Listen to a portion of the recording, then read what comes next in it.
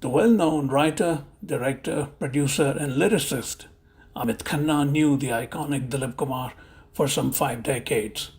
In a conversation with Mayank Chhaya reports, Amit Khanna offers a reminiscence of what made Dilip Kumar what he was: a great actor, a charming human being, and an erudite articulator of varied interests. Amit Khanna. I'm interested to know when you first met Dilip Saab. Yeah. When I first met him, Yeah. well, actually, the first time I met him was when I was still in, I was first year in college. This is even around the same time when I first met Dev Saab. I met Okay. him on the during the you know the sort of the premiere party of Dil Diya Dard Liya in Delhi in I see. 1967 and or 66 it was, and but that was more of a I mean, fan moment kind of thing. Greet and meet And sort of thing, yeah. yeah, some because I happen to know the distributor, so who was an old distributor of his, so that's how I got invited, and he introduced me as somebody, and so he spent talking to me for about a couple of minutes and asked me what I was doing, etc., and my interest in cinema, and I was very young, but that's a more of a fan star moment. Right. And it's around the same time because I met Dave Saab the first time during the similar premiere of Jewel Thief. Right. And but later I got to meet him. I think must have been 71 or 72 when I had just come to Bombay, probably, and I was working with Dave Saab, and we happened to be shooting in the same studio. I'm I not see. sure um whether it was Mehboob Studio or Natraj, but one of the two studios, and I got introduced to him by someone, and then uh, you know that's the first sort of proper meeting, and then over the years, we would get to meet at various film things, and but it was after a couple of years that he really got to recognize me, and Right. you know and then he would make it a point, always a point, to talk to me and inquire. And since I could speak Punjabi, it was something which that he always spoke to me in Punjabi. I see. Yeah, and it was interesting. And then, are we recording? Sorry. Yeah, it's on. It's on. Yeah. Oh, sorry. So then over the years, we got to meet, and I got, it's a very interesting incident. When the Hindi version of Sagina was being made, Right. Tapan Sinha was the director, and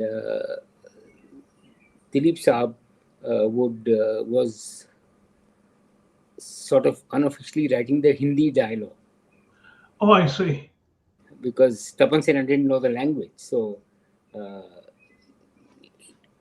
I'm sure I don't recall who actually got the credit, but a number of writers worked with him, beginning with Rahi Masoom Raza and Kadir Khan, and the early days of both these writers.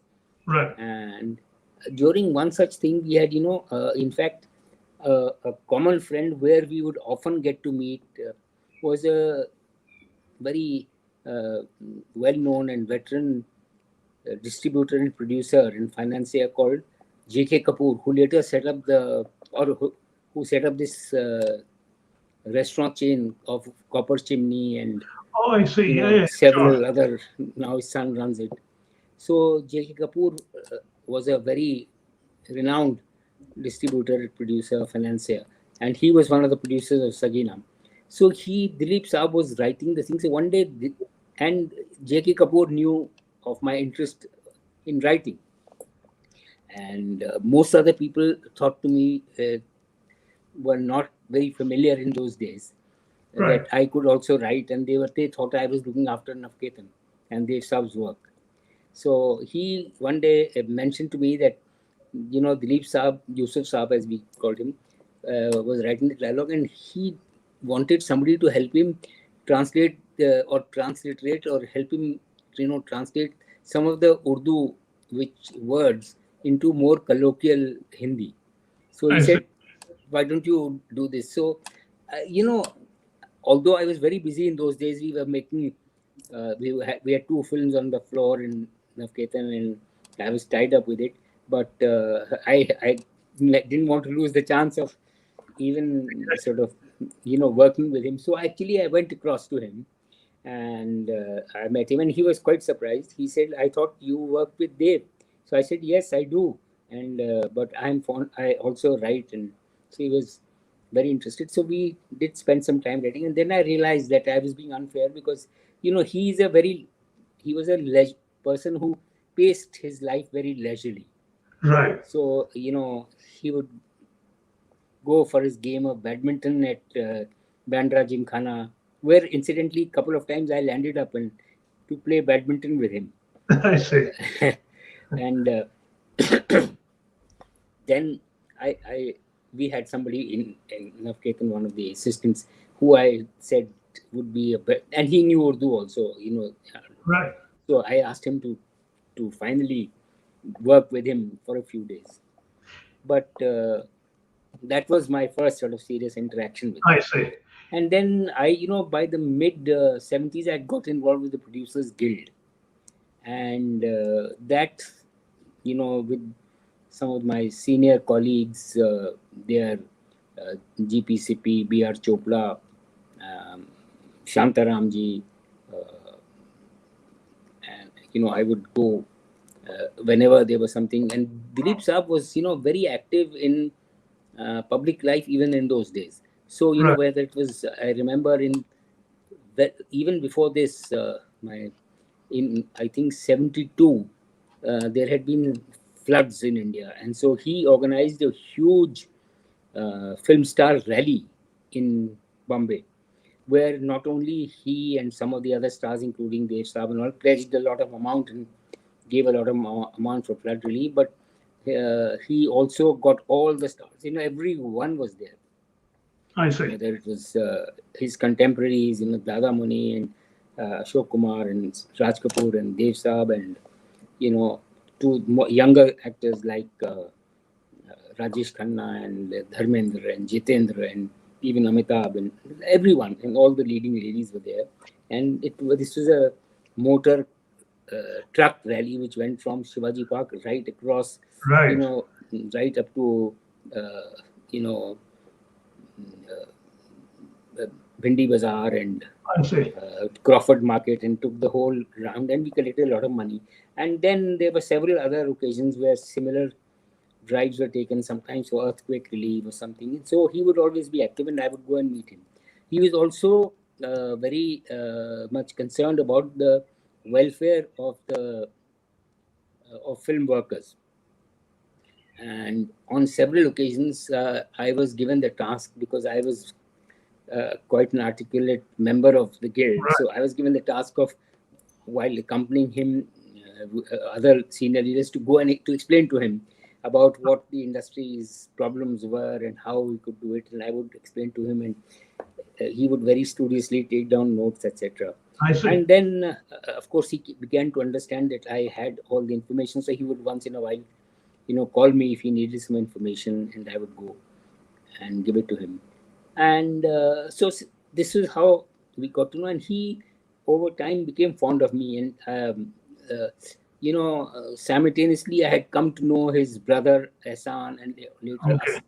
Aslam Ehsan better, and his sisters, especially Saida, who's a dear friend. And you know so we would meet. Not many people realize that he and Dev Saab's families, his family and Dev Saab's family, were very close. Oh, I see. In Yeah, in the 50s, they were like really uh, extremely close, and the families knew each other well, and they would go were in and out of their respective homes. And Dev Saab and Dilip Saab would often get together, either at his house or in the 50s, and very they were very pally. And Dev Saab was particularly extremely fond of his younger brother Nasir Khan, who acted with him in who was a Right. leading man in his own right, and acted in Ganga Jamna. Ganga So Jamuna, yeah. yeah, so Dev Saab's sisters knew his sisters, and he was very fond of Chetan. Admired Chetan Saab, and he loved Goldie Saab. So it was that in that context, while they were not that meeting that often in the 60s and 70s, by the time when I got into the picture, 70s more specifically. But even then, whenever there was an opportunity, whether it was a premiere or an Afghan film or some other event, they would visit each other. Right. And my, somehow or the other, he, I was very young, and uh, I was not the usual film crowd. So Right. every time he saw me somewhere, he would always pause and call me and have a word with him. And this relationship went on. And then uh, later, at one point, this is probably in the late 80s, when I became very friendly with, initially my intermediary between him and me were GPCP, I see. because GPCP was the president of the guild and I was the vice president in those days. So then CP Saab was very fond of having these small get-togethers at home, where all the stars, etc., would be called, and basically to discuss industry problems. So I would many a time get a chance to interact with him there. And then I got friendly with Yashji.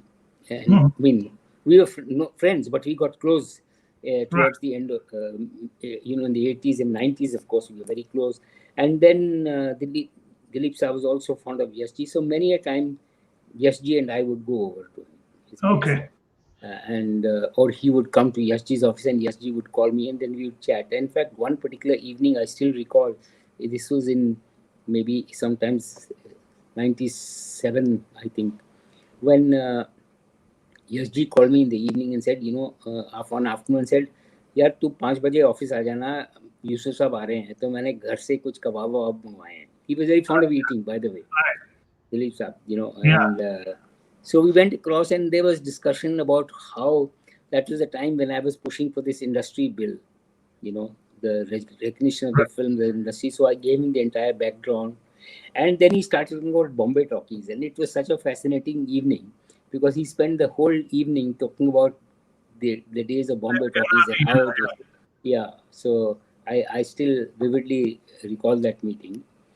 And then when we got this thing close towards, when during Vajpayee ji's time, when Sushma Swaraj was the INB minister, and Yashwant Sinha at that time was finance minister, we managed to get, through FICCI, get this bill passed. And That is that. Yeah. so he actually, for 2 or 3 meetings which I convened, I asked him to come, and he came and he spoke very well. Right. Right. And so that was our relationship. Yeah. So, and that So fair. continued. And then when I became the president of the guild, I would often ask him to come. Then, I was involved with one of the founders of the Mumbai Film Festival, the Mumbai Academy of Motion Picture Arts and Sciences. So that was Mumbai Academy of Moving Image, where he would then also come, and we gave him a lifetime award. In Guild also we gave him a lifetime award. So all Right. these times he would come and spend me. Then I would go, once in a while, and to meet him in his house. Not very regularly, but I did. And then last 10 years, 12 years, he had developed Alzheimer's. Right. So it was, but we would still bump into, and he was not able to really recognize people. Some occasionally he would, and he would hold your hand. 2 or 3 occasions I remember where he just saw me and then he grabbed my hand and wouldn't let me go, I see. because I was the only familiar face. The rest were all new people to him. Yeah. But yes, so it I Yeah, mean, fairly diverse association. well, I'd say that, he was very kind to me and Right. generous to me and affectionate to me. Uh, Although I can neither claim to be his friend, because I always held him in awe. But yes, I did get a chance to meet him very often, especially in the 80s and 90s, I see. and Uh, some part of early, I'm even. interested to know from you.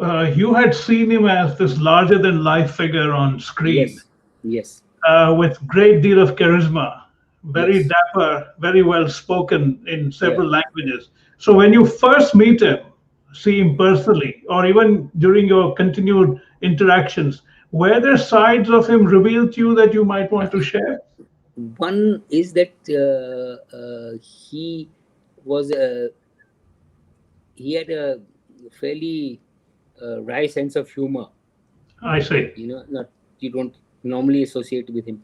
And when it came to his interpersonal relationship, he was a very, very warm and affectionate person, and he would let down his guard.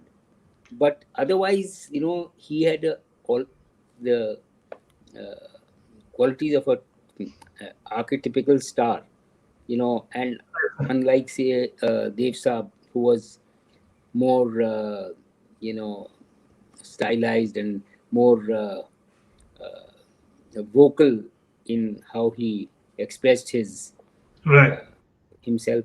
Dilip Saab was always measured, and would. There's a famous thing about him being the Vajpayee ji got his famous pause after Right. watching Dilip Kumar films. Uh, That's true. so yeah, so he would talk in this very quiet, but he was a very articulate person. He could speak very well in English, and obviously we all know him as a great Right. speaker in Hindustani and Urdu, and he was familiar with literature. You Yeah. know, I got the occasion 2 or 3 times to discuss literature with him, and surprisingly, he was familiar with a lot of Hindi literature. I see. Which was I was a little, Munshi Premchand I can understand, but even other people like Bhagwati I Chatni see. Verma, and he knew about Phaneshwar Nath Renu, Oh, I see. and Okay. so it is he was and also very much aware of the politics. He was very fond. He's quite, and he was very well connected, Yeah. across party lines. Uh, so always respected. I remember this was during Mrs. Gandhi's time. I once happened to visit Vasant Sathe, who was the then I Minister of Information and Broadcasting, and there had been communal riots in Bhiwandi right. in Bombay. I had So covered that. yes, so this was just after that. So Vasant Sathe met me on a flight, and he said, "You must come and see me in Delhi." So I went to see him, and he said, why don't you involve the industry and do something about communal harmony, because of these riots there is a lot of mistrust and uh, between communities, and there's a lot Right. of tension. So I came back and I said definitely, and he says talk to Dilip Saab, talk to Yusuf Saab, and he is the right person. So I called up the GPCP, who was then the president of the Producers Guild, and I said, this is Mr. Sathe had called me and he asked me. So he said, let's go and meet Dilip Saab. So we went to meet him, and he was all there, and he said, we'll have a meeting. And we, of course, did have that big, town hall where the industry was, everyone was there. And later on, we did, something for communal harmony, the industry as a whole. Interesting So you should mention Vasant Sathe because Vasant Sathe once told me that he often tries to position his diction or the way he talks like Dilip Kumar's. yes, no, he was.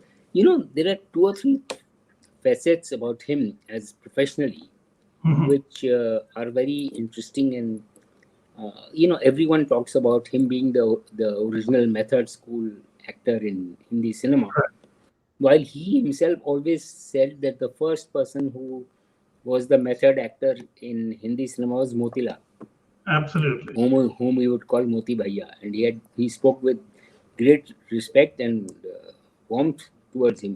I heard him speak about this twice, and so besides this factor of it, he uh, worked a lot on his on the characters which he portrayed. There was a lot of homework done. Like if, for example, when he played the swashbuckling character in Koinur or Azad, Right. in those films, so he got learned fencing and Right. fighting. Even in An, I think, right? An was the first one, yes, Yeah. and but later on, he for Sangharsh he learned to play the sitar. So if Under you Ustad watch, Hidayat Khan.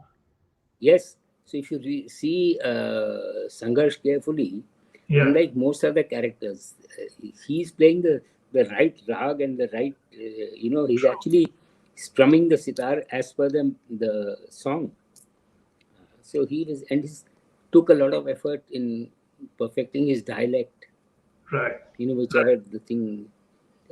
So he had a fantastic sense of comic timing, Yeah. which he, so whether it was Azad or and Kohinoor or later Or films like Ram Gopi and Shyam, of Ramar course. Sham, yeah, Yeah. yeah, yeah, or Sagina, you know. Yeah.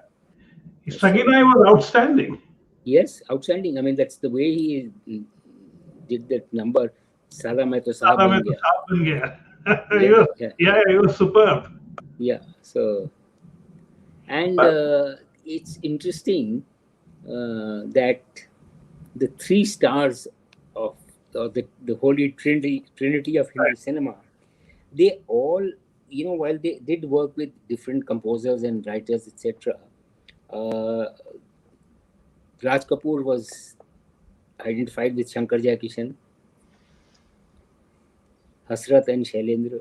right, Dev Saab was more associated with Sahir, with S.D. Burman, Sahir, and then later Shailendra, and then Shailendra passed away, Dheeraj, and then I died. So, and Dilip Kumar Saab was always, his first choice was Naushad and Shakil Badayuni. right. And all three of them, these three pillars, have had some of the most outstanding music True. And all in three Hindi had cinema. a fantastic sense of music. Fantastic sense, yeah, yeah. Dilip Saab, uh, amongst the three of them, he sang well. I've heard him. In fact, he could almost be a singer himself. He sang a song, he duet with Lata Mangeshkar in Musafir, Yeah, and a couple of other things. So he used to sing well, had a great sense of music. Uh, he was, uh, you know, quite a man of the arts. He was right. familiar with the painters. He was friendly with Ram Kumar, the painter, for example, Yeah, and yeah. later Hussain Saab also was his friend. So musicians, he knew all the classical musicians. He used to be a regular concert goer, and in if you look at his filmography, actually he's probably done 55 films as a leading man. Yeah. 60 odd films, in Yeah. which, IMDb says 66 to be precise. yeah, but out of that, 6 films, he was a guest artist. Right, And the other 5 or 6, 7 films he did in his second innings. right. So the actual, as a leading man, as the heartthrob, he did just about 50-55 films, Right. which Explain that to me. Why such low yeah, but numbers? People if have you talked try about it. and yeah, if you look at it, except for both Dev Saab, also Dev Saab and Raj Kapoor as actors. In fact, Raj Saab even lesser, Right. and Dev Saab, except for a brief while between 48 and say 55, when he did multiple films. Right. Uh, Later on, he also reduced it because he became a producer.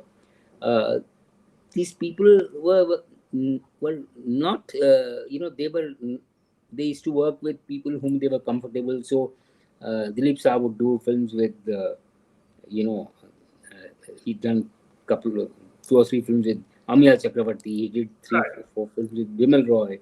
So S.U. Sunny, he was familiar with. So, and similarly, Raj Saab, did very few films with only outside films with couple of people. And I still remember, whether it is later on when he came back in the, where I was very much part of the active part of participant in the industry. When he came back in to work in Kranti, Right. and Manoj ji, who I again was somebody who was very fond of me, and I used to drop him.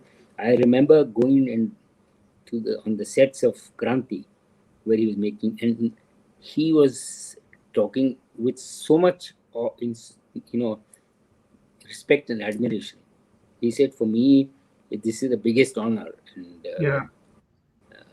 he was really happy that he was able to convince him to play an older Right. character and share space with other stars, Right. which he had never done. And then he struck a great rapport with uh, Dilip Saab, with Yash ji and Subhash Ghai. So Right. at every Yash Chopra function or Subhash Ghai function, he was always there. Always there. Yeah. Yeah, yeah, and he was very fond of them. And even with Ramesh Sippy, when he Right. did I mean, Shakti, he was Shakti. very, Sure. yeah, yeah. So he was very fond of him. What's your? I mean, he had several world-class performances. Among those, what would you rank as his most enduring? Well, definitely Ganga Jamuna and Mughal Azam, Right. definitely two of his best performances. And I also rather enjoyed both Ram or Sham and Gopi, because Right. the earlier films, you know, unfortunately, I have watched as a fan. Okay. I watched it earlier, whether Shishika, the Mela, Dirar, Udan Khatola. I have seen these films, but more as and Dag, or Right. but some of the films I revisited much later. Yeah, So but even, you know, uh, Yahudi ki ladki, yeah, Yahudi, which was Yahudi. Bimal Right. Roy, yeah, and very I'm interested. fascinating. I'm Yeah, interested in your take on. To me, कौन कम वक्त है जो बर्दाश्त करने के लिए पीता है. That you know, one scene to me should. It's like a master class on how to intone the language. it's very interesting that you bring this up. Right. Actually, Dilip Saab, much later, when I once got talking to him, much later, maybe about in 2001 or 2 or 3, I got chatting with him on the sidelines of an event where he'd come as the chief guest. And Okay. I was given the task to keep him busy in uh, the speaker's lounge, till he was required. So I asked him, so he said, when he was doing Devdas, both he and Bimalda were conscious of the fact that Saigal was a big superstar, had played the original Devdas in Right. 1935. So he said that we both wanted to interpret the role differently than what Saigal had and PC Barua had done. I see. And Dilip Kumar's favorite Hollywood actor was Paul Mooney. Yeah.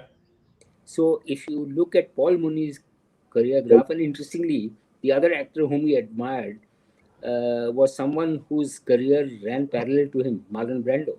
Sure. They both made their debut in 44 and 45, and I mean, they were contemporaries. Yeah.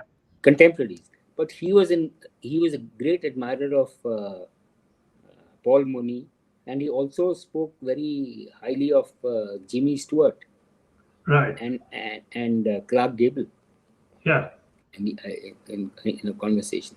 But Paul Mooney he admired, and Right. my only regret is that post 61, which is when Ganga Jamuna released, Right. he did not get a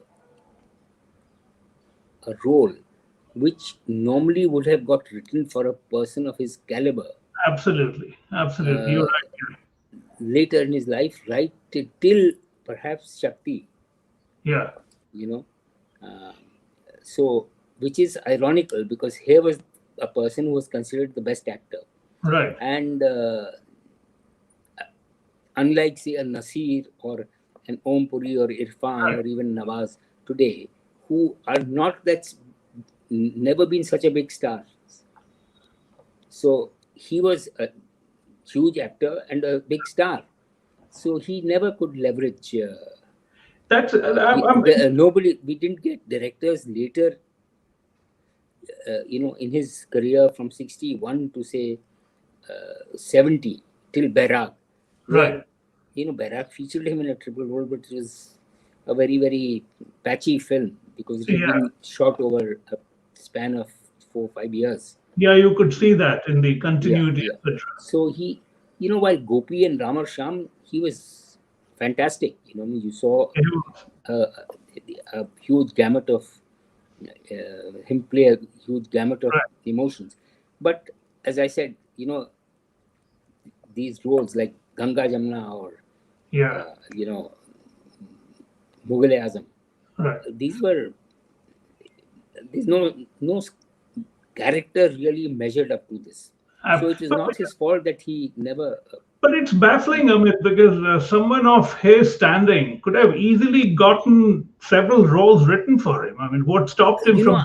He did, but I think somewhere the whole mechanics of filmmaking in the 60s, when it was a crowded decade, mind you, there were a lot of top stars who were there. So you had, besides him, you had, of course, Devanand and Raj Kapoor. Ashok Kumar was still around. And then you had the next generation. So you had Rajendra Kumar, you had Sunil Dutt, you had Manoj Kumar, Dharmendra, and even Jiten and Rajesh Khanna and Amitabh Bachchan towards the end of the decade. Yeah. So, and Biswajit and Joy Mukherjee. Yeah, it was a crowded space. Yeah. Shammi Kapoor, of course. So, I think he also got a little carried away. That in spite of his ability, he never could get. He excelled in whatever he did. I mean, there's no two opinions. There's no one else who would have done it better. But and since you asked me, I said, the pinnacle would be Mughal-e-Azam 60 and Ganga Jamuna 60. Absolutely, you're right. No, but it's even the latter roles that you mentioned, Kranti or others. You could see that he was more Dilip Kumar than it was his reputation that was on screen rather than the actor. Yeah, the only thing where he was a little immersed in the character was Shakti. Shakti was outstanding. Yes, so that is the only film of in his later years where there was a I think that could partly be explained by the fact that he had such a powerful foil in Amitabh Bachchan. I think he also needed powerful actors. No, I think Salim Javed understood him well. In fact, Kranti was also written by them. Yeah. But although, both in Saudagar and in Vidhata and, these films, he was excellent. Yeah, no, he was excellent. Yeah, absolutely. and but in fact he got to work with Newton only in Karma. True. And although they had started there was a film which they had starred in the 50s called Shikwa, which was abandoned. Right. Right. Yeah. So Now, I've taken a lot of your time. I'll just wrap it up now. I know you need to rest too. no, it's okay. Oh, I'm no, enjoying the chat. it's becoming very interesting. Yeah.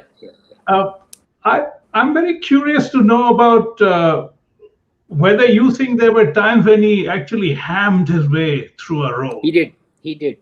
I would say there were quite Towards a few in the latter part of his career. Yes. And you could sense partly it was that the limitations of the script and the director. Right. And let me share something very interesting with you, which not many people know, although one or two of those contemporary film magazines had written about it. This is maybe in mid 70s or no, late 70s. I came up with this idea to make a film with Dilip Kumar, Devanand, and Raj Kapoor. Right. And I pitched this idea casually to Goldie Saab one day. And he got very fascinated with this idea. And he actually seriously wanted to make this film, which was going to be produced by Mushir Riaz post Rajput. And he did post Rajput. Okay.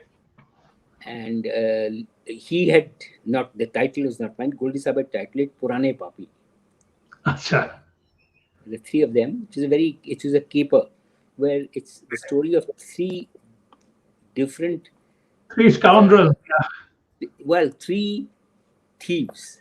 Okay. Who plan a very intricate robbery in three different styles. Oh, really? And then they discover the intermission point, or the interval point, was where the three of them almost land up at that site of the thing through three different routes and planning, and discover that somebody has already robbed it. So somebody outsmarted them, and then the second half of the story was that how three of them get together to save their lives, because otherwise all three of them are getting implicated in the crime. I see. And I mean, did that film go any distance at all? No, Goldie Saab had a few meetings with them. So Dev Saab, Raj Kapoor had agreed to do a thing, and Dilip Saab also said yes. But then what happens is that all three of them were at that stage in their lives where they were. They were giants. Yeah. So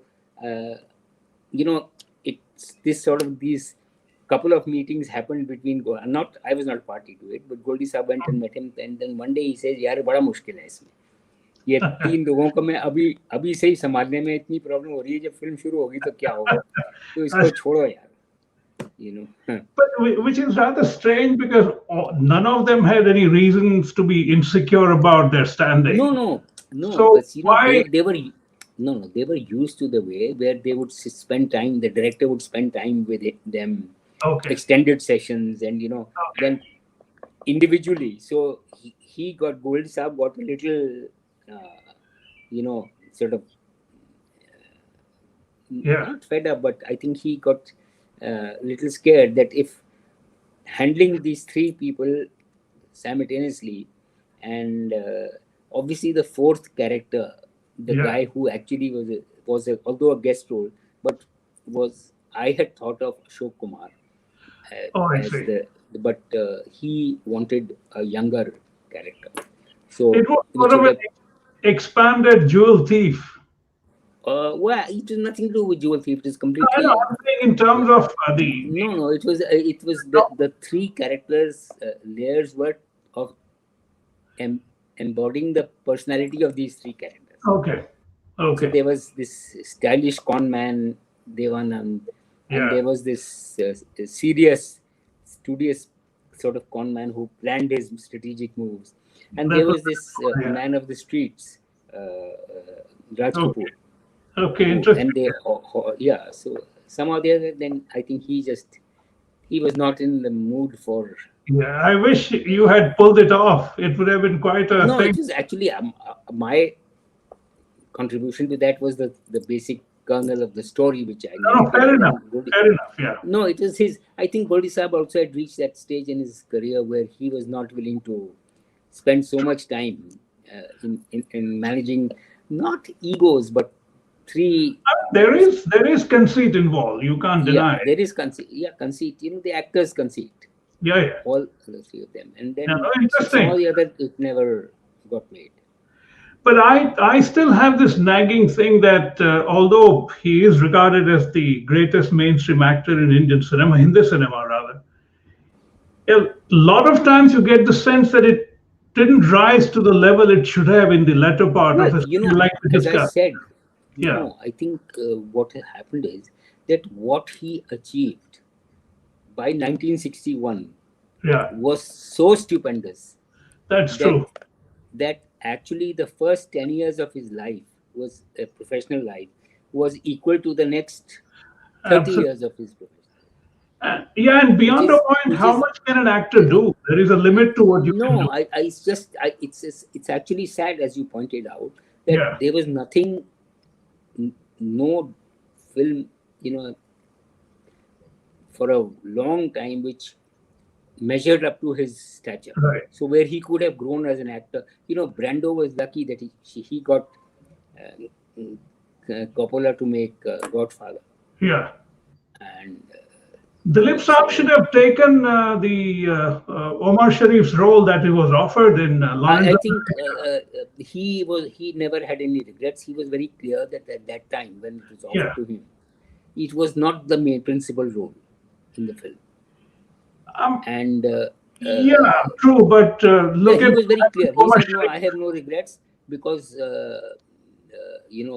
Sharif Ali, I think, was the name of the character, if I'm Yeah, not mistaken. Yeah, right. so he was not the principal character. So No, he he said, "I was. didn't." Yeah, so he said, "I was very clear. Why should I go and work in Hollywood in a secondary role?" That was his thing.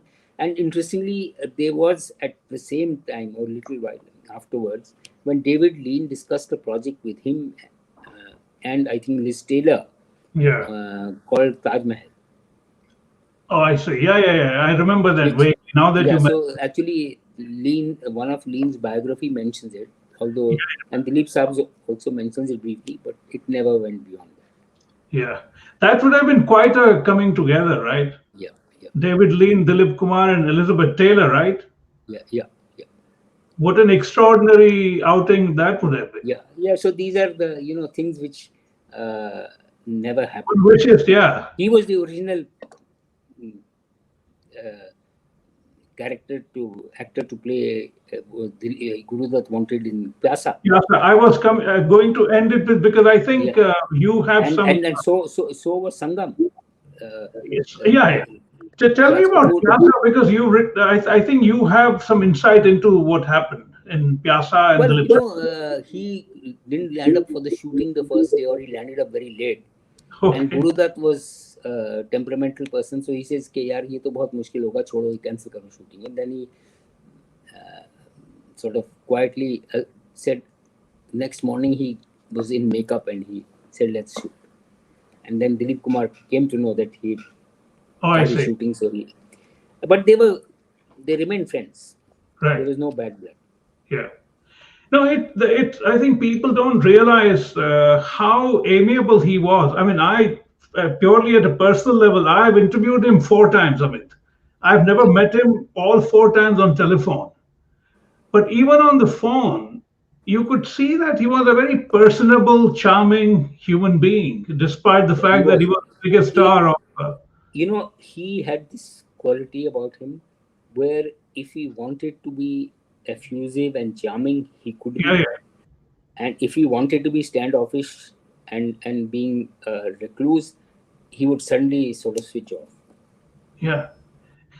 You know what he told me? He said, "ये हम और आप कभी रूबरू नहीं हुए, ये तो मेरी कम नसीबी हुई." I said, he knew that I understood that he was saying it in jest. Of course, he didn't mean it in that sense. Yeah. Kam nasibi kya? But I think he had the ability to turn that on, as you point out. Yeah, yeah. Now, this is great. I'm so glad we spoke about this. I will be running it later today, and of course, it will be there. I'll send you the links.